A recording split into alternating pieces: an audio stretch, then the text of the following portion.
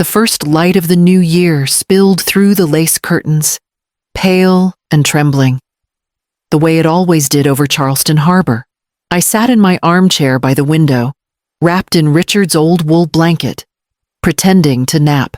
At 68, I had perfected that trick, breathing slow enough to seem fragile, eyelids heavy enough to invite underestimation. From the kitchen came the low hum of voices.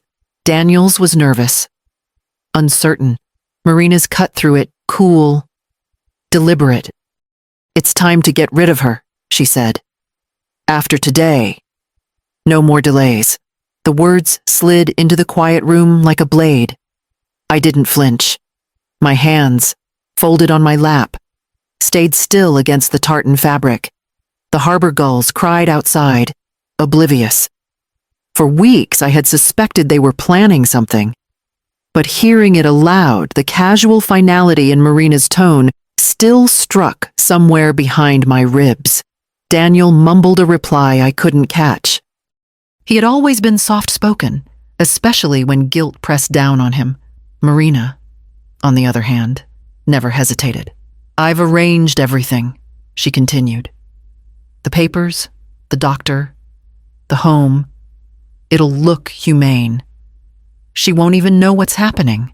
I let my eyes remain half-closed, the way I used to when my students tried to cheat during exams, silent, observing, cataloging every detail.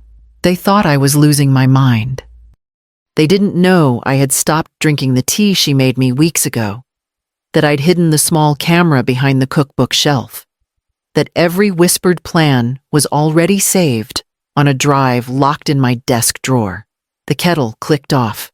Steps approached the living room. I slowed my breathing, slipped deeper into the performance. Marina entered. Her perfume too sweet, her smile practiced. "Happy New Year, Eve," she said softly, setting a cup of tea on the table beside me. The surface rippled under the steam. "Happy New Year, dear," I murmured, not opening my eyes. Her footsteps retreated, her voice joining Daniel's again, lower now, impatient. When the front door closed behind them a few minutes later, I opened my eyes to the gray morning. My reflection stared back from the window, calm and steady. The time for pretending was almost over. I had everything I needed, every recording, every vial, every lie on film. And before this new year ended, they would both learn exactly how awake I'd been. It began the week after Richard's funeral, when the casseroles stopped arriving and the phone calls grew shorter. The house, once alive with his laughter and the creak of his workshop floorboards, became a hollow shell that echoed only my footsteps. On the third evening, Marina appeared at the door with a suitcase and a sympathetic smile. "Daniel thought I should stay for a while," she said. "No one should be alone after losing their husband."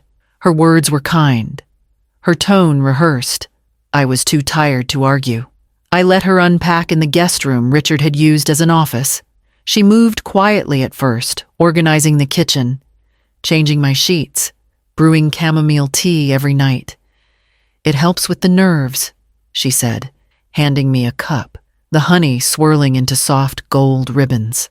The first few nights I slept deeply, dreamless. Then came the mornings when my head felt heavy, as though stuffed with wet sand. I'd wake on the sofa, unsure how I got there, the TV flickering static.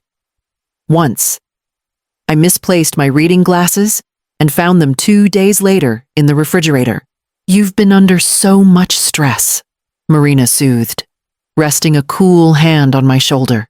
Daniel visited in the evenings, sitting stiffly on the edge of the armchair that used to be his father's. He spoke in short phrases about work, about clients. When I asked about my bank statements why I hadn't received them, he deferred to Marina. "She's handling all that now. Mom, you shouldn't worry about bills. By October." She kept my pill box on the kitchen counter, neatly labeled in her handwriting. "You nearly took the wrong dose last week," she said. I couldn't remember if I had. Some nights, I couldn't even recall what day it was. My book club stopped calling. She's not feeling up to company. Marina must have told them. I stared at my phone for hours, too weary to dial back. The fog settled thicker. Each day, grief. I thought, that must be it. Grief twisting the edges of my mind, pulling the threads loose. Still, a small voice whispered beneath the haze. Faint but persistent, something was wrong with more than just my heart. The realization came one Wednesday morning, quiet as the gulls outside my window. Marina had left early to pick up prescriptions, and the house felt unusually still. I sat at the kitchen table, staring at the cup she'd prepared before leaving its pale yellow surface shimmering under the light. For weeks I had drunk it without question. That morning, I poured it down the sink. The liquid left a faint, sweet scent as it swirled away. I rinsed the cup twice, then poured myself coffee instead. By noon, the fog that had clouded my mind for months began to lift. My thoughts aligned like soldiers on parade, precise, deliberate, sharp. When Marina returned, I was back in my armchair, feigning confusion. "Did you say we had a doctor's appointment?" I asked. She smiled too quickly. "Not today. Eve, maybe next week?" That was the moment I decided to become what she already believed me to be, a helpless old woman drifting toward dementia. The performance gave me space, time, and the invisibility I needed. The next day, while she was at the market, I walked to a small electronics store near Broad Street. The clerk showed me a voice recorder no bigger than a lipstick tube. I paid in cash and slipped it into my coat pocket. When I got home, I tucked it inside the lining of my bathrobe. Each morning afterward, I pressed record before she brought my tea. I spoke softly to myself, commenting on the weather, pretending not to notice her phone calls. But her voice carried through the thin walls. "Yes, Dr. Newman. She's worse this week. We'll need the evaluation soon."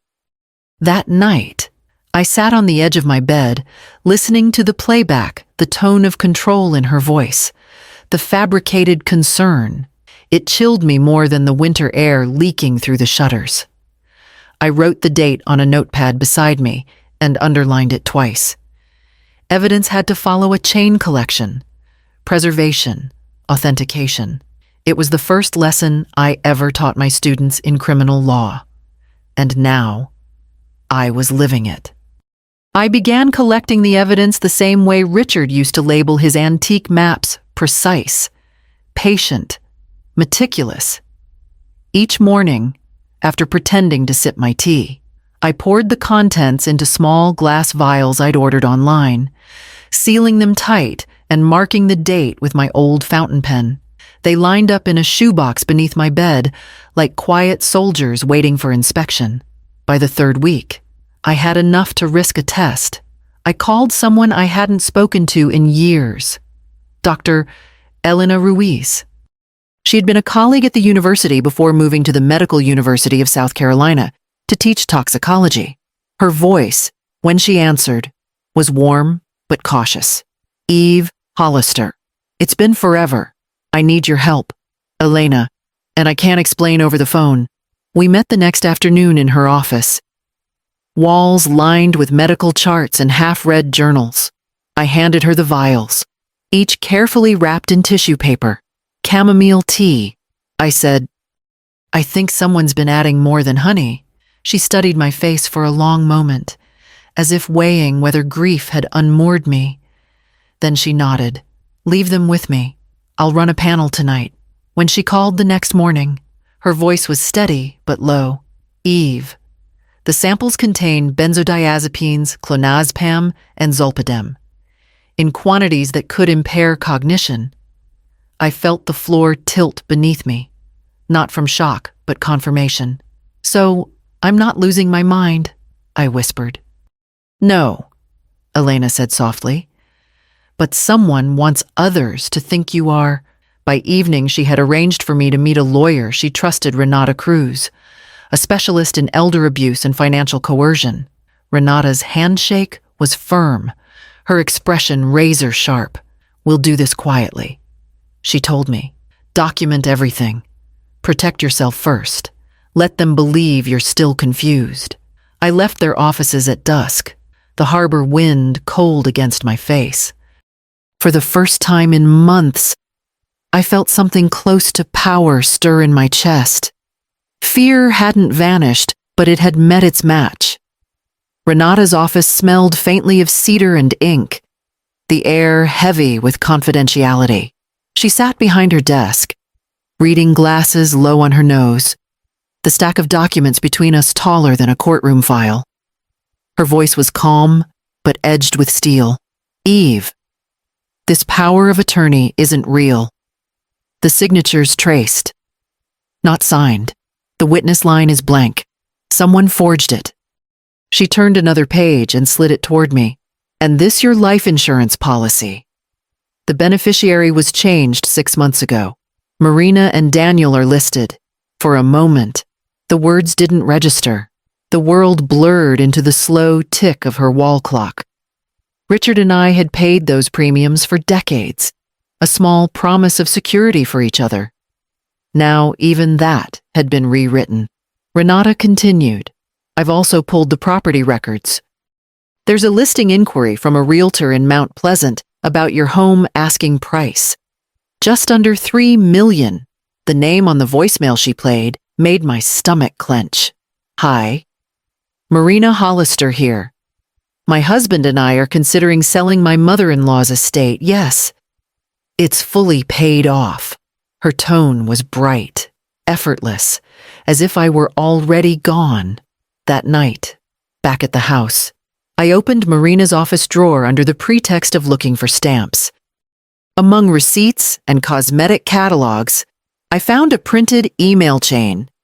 One message caught my eye: confirmation of a down payment on a beachfront condo in Hilton Head. The sender was a broker. The bank account number at the bottom was mine. My throat tightened. I traced the signature line, and there it was, the smallest betrayal of all. The loops of the initials, the slant of the letters, Daniel's handwriting. He had known. Maybe not every detail, but enough to understand the nature of what she was doing. And he had said nothing. When I closed the drawer, the house seemed to exhale around me. Every creak of the floorboards, every framed photograph on the wall turned unfamiliar, as if the home itself was recoiling from the truth.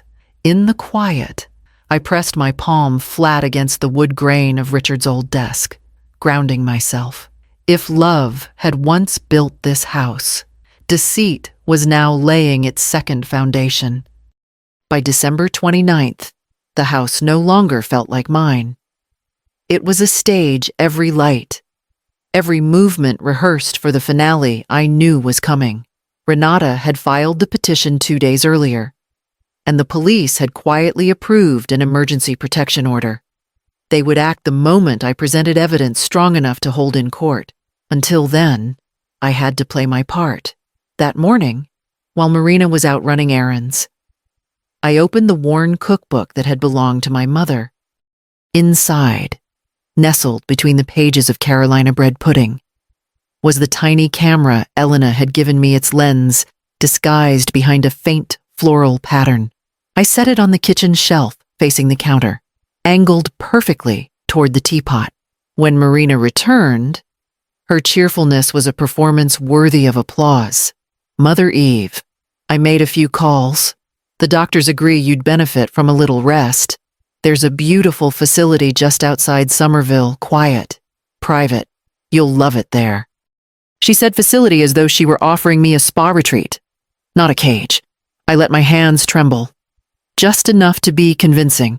"That's after the holiday, right, January 2nd, she replied, her tone light, her eyes calculating. Later, in the privacy of my bedroom, I sealed a letter inside a thick ivory envelope and wrote on the front, "Open on New Year's Day." Inside, I left a single line in my careful cursive: "I know everything, and so do they." The house glittered with Marina's decorations, silver ribbons on the banister, a crystal bowl of sugared cranberries. The air smelled faintly of cinnamon and deceit. Daniel avoided my gaze that night at dinner, stirring his soup as if the truth sat at the bottom of it. I almost pitied him, almost. When they went upstairs, I remained by the window, watching the tide slip out of Charleston Harbor under the pale moonlight. Midnight was only hours away. The year would end. And with it, the illusion that I was powerless. The morning sun slid through the lace curtains, scattering gold over the breakfast table. The smell of chamomile drifted through the air, the same scent that had haunted me for months. From the kitchen came the soft clink of a spoon, the low hum of Marina's voice. Then I heard it. "It's time to get rid of her," she whispered, her tone steady, almost bored. I rose from my chair slowly, smoothing the wrinkles from my robe. The porcelain cup in front of me trembled slightly, but not from fear. "Before that," I said, stepping into the doorway, "let's watch this special video." Daniel froze mid-bite, his fork suspended. Marina turned, her face flickering between surprise and irritation. "Mother, you startled me," she said lightly. "You should be resting." "Sit," I replied, my voice quiet but sharp enough to cut through the room. "Both of you." The television's blue light reflected off the china as I inserted the small USB drive. For a moment, there was only static. Then the image appeared: Marina in the kitchen, her back to the camera, crushing white pills with the handle of a spoon. The recording captured every detail: the way she stirred them into the tea, the faint smile before she carried the cup upstairs. Daniel's breath caught. "Marina, what is this?" She tried to laugh, but it came out thin. "This is insane." "She's edited something." I pressed another button. The next file played Marina's voice, recorded weeks earlier, speaking softly into the phone. "Once the doctor signs, she'll be declared incompetent. Then the house is ours." The silence afterward was deafening. From my purse, I slid a folder across the table. Toxicology report from MUSC. Clonazepam, Zolpidem, both prescribed to you, Marina. Her face drained of color, then darkened into fury. "You think this will save you? Daniel. Can't you see what she's doing, turning us against each other?" Daniel's hands shook. He stared at the lab printout, at the woman he thought he knew. "You said she was sick," he whispered. "You said it was for her own good."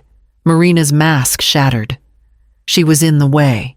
The teacup toppled and shattered across the tile. I didn't flinch. Outside, a siren wailed faintly in the distance, right on schedule. The knock came just as Marina's voice broke into a trembling scream. 3 sharp raps, deliberate and final. For a second, time held its breath. Then Daniel rose, pale as the porcelain shards scattered across the floor, and opened the door. 2 officers stood there, their navy jackets marked Charleston Police Department. Behind them, a woman in a gray suit introduced herself with a steady voice. "Detective Claire Hensley, Elder Abuse Division. We have a warrant for Marina Cole." Marina's eyes widened, darting from the screen still frozen on her image to the officers waiting in the doorway. "This is a mistake," she stammered, clutching her robe. "My mother-in-law has dementia. She's confused." "Daniel, tell them." But Daniel didn't move. His shoulders slumped as if the weight of every lie had finally settled on him. "I can't," he whispered. The detective stepped forward. "You're being charged with attempted poisoning, fraud, and financial coercion.